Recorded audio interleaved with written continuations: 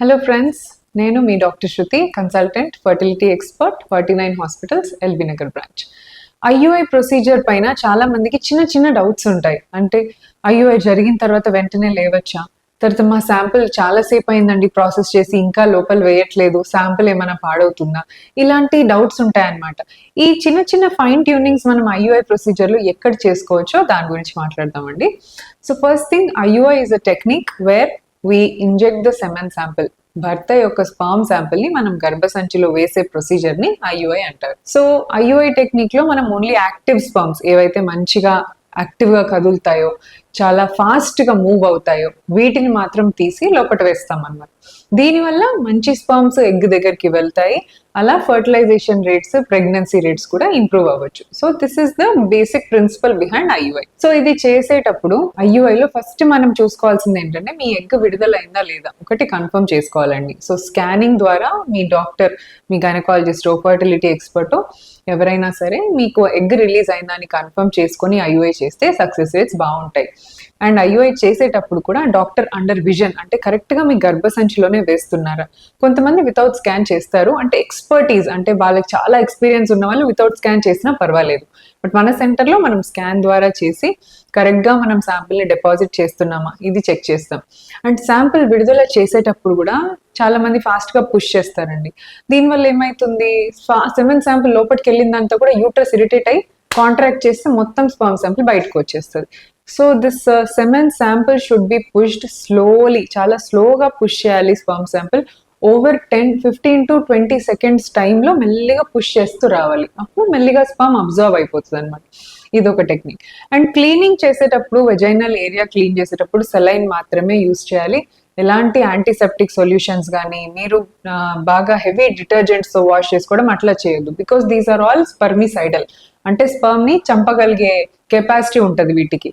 So ఇలాంటివి ఏమి solutions కానీ అవి లూబ్రికెంట్స్ అట్లా ఏం పెట్టుకోకుండా మీరు రావాలి. అండ్ ఎనీ ఇన్ఫెక్షన్స్ ఉన్న ముందు నుంచే డాక్టర్ కి చెప్పి ఇన్ఫెక్షన్ ట్రీట్ చేసుకున్న తర్వాతనే ఐయుఐ ప్రొసీజర్ చేసుకోవాలి. సో శాంపిల్ మీది ప్రిపేర్ అయిందని చెప్పారనుకోండి, ఆ శాంపిల్ మనం వార్మర్ లో పెట్టి దాన్ని మెయింటైన్ చేస్తాం. సో మీరు ఏదో ఒక రీజన్ వల్ల శాంపిల్ రెడీ అయిన టైంలో మీరు అవైలబుల్ గా లేరు, ఏదో పని మీద సడన్ గా బయటికి వెళ్లాల్సి వచ్చింది, శాంపిల్ ఏమి పాడవదండి. మనకు దాన్ని స్టోర్ చేస్తాము, ల్యాబ్ లో మనకు అది ఉంది. So we can store the sample and మీరు వచ్చిన వెంటనే దాన్ని అప్పుడు బయటికి తీస్తాము. సో అప్పుడు అయినా కూడా శాంపిల్ వేసుకోవచ్చు. అండ్ స్పర్మ్ వేసిన తర్వాత ఆ లేడీ ఒక 10 to 15 minutes దాకా కాట్ మీద పడుకుంటే సరిపోద్దండి. That is the time where sperm immediate గా స్విమ్ చేస్తుంది అనమాట. స్పర్మ్ చాలా యాక్టివ్ గా ఉన్న స్పర్మ్సే మనం వేస్తాం కాబట్టి మనం వేసిన దగ్గర నుంచి ఇమ్మీడియట్ గా అవి ట్యూబ్స్ లోకి స్విమ్ అయిపోతాయి. సో ఒక 10 to 15 minutes రెస్ట్ సరిపోతుంది. ఆ డే మొత్తము లేదా దాని తర్వాత 15 రోజులు 20 రోజులు రెస్ట్ తీసుకోవాలని అవసరమే లేదు. వెంటనే 10-15 minutes తర్వాత మీరు ఇమ్మీడియట్ గా లేచి మీ నార్మల్ వర్క్స్ చేసుకోవచ్చు. ప్రొసీజర్ తర్వాత ఎంత యాక్టివ్ గా ఉంటే అంత మంచి రిజల్ట్స్ వస్తాయి. So we keep on repeatedly saying, అంటే చాలా మందికి మేము చెప్తాం మీరు యాక్టివ్గా ఉండండి, వర్క్ వెళ్ళండి, చేయండి అన్నా కూడా బెడ్ రెస్ట్ తీసుకుంటూ ఉంటారు. దీనివల్ల లాభం జరగకపోవటం పక్కన పెడితే నష్టమే జరగచ్చు. ఎందుకు అనంటే బాడీ డల్ అయిపోతుంది, బ్లడ్ సప్లై వెళ్ళదు, మీ బేబీ వచ్చినా కూడా ఇంప్లాంట్ అవ్వదు, ఇలాంటివి రావచ్చు. సో ప్లీజ్ యాక్టివ్గా అన్ని డే టు డే యాక్టివిటీస్ మీరు చేసుకోవాలి.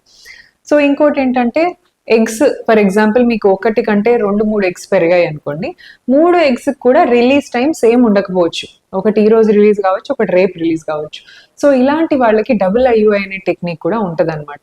సో లాస్ట్ మంతే డబుల్ ఐయుఐ చేసిన 2-3 కపుల్స్ లో మంచి రిజల్ట్స్ కనిపించాయి. సో మీ డాక్టర్ ని కనుక్కొని ఒకసారి డబుల్ ఐయుఐ మీకు వర్తిస్తుందా, అదేమన్నా మీరు ట్రై చేసుకోవచ్చా కూడా కనుక్కోండి. అండ్ ఐయుఐ చేసుకునే ముందు నార్మల్ గా మీరు ఫుడ్ తీసుకొని ఎప్పట్లాగానే రావచ్చు. హస్బెండ్ తో పాటు వస్తే స్పర్మ్ కలెక్ట్ చేసి వెంటనే ప్రొసీజర్ చేసేస్తాం అనమాట. So the waiting time of IUI, for example మీరు ఇప్పుడు వచ్చారు 10 o'clock కి మీరు స్కాన్కి వచ్చారు, ఐయుఐ అని చెప్పారు డాక్టర్, దెన్ అట్లీస్ట్ 2 hours లోపు ఐయుఐ జరిగిపోవాలి. మీరు వచ్చి ఐయుఐ జరిగి ఇంటికి వెళ్ళేసరికి within 2 hours this total processing should be done. So దాని తర్వాత అయితే స్పర్మ్ మెల్లిమెల్లిగా డిటీరియోరేట్ అవ్వడం మొదలు పెడుతూ ఉంటుంది అనమాట. సో ఈ చిన్న టిప్స్ అండ్ ట్రిక్స్ మీరు ఇంతకుముందు ఫాలో చేయలేదు, లేదా మీ ఇంతకుముందు ఐయుఐ ఫెయిల్ అయింది అనుకున్న వాళ్ళు ఇవి ఫాలో చేస్తే మేబీ మీ సక్సెస్ రేట్ ఇంప్రూవ్ అవ్వచ్చు. అండ్ ఆల్రెడీ మీకు 3-4 times ఐయుఐ అయింది అయినా సక్సెస్ రావట్లేదు అంటే please do not attempt the 5th or 6th IUI, because అది చేసుకోవటం వల్ల ప్రెగ్నెన్సీ వస్తుందని గ్యారంటీ లేదు. So you may need IVF. So అన్నెసరీగా ఐయుఐ మీద కూడా టైం వేస్ట్ చేసుకోవద్దండి. More than 3 IUI is not advisable. Immediately you may escalate your treatment to IVF ICSI. Thank you so much.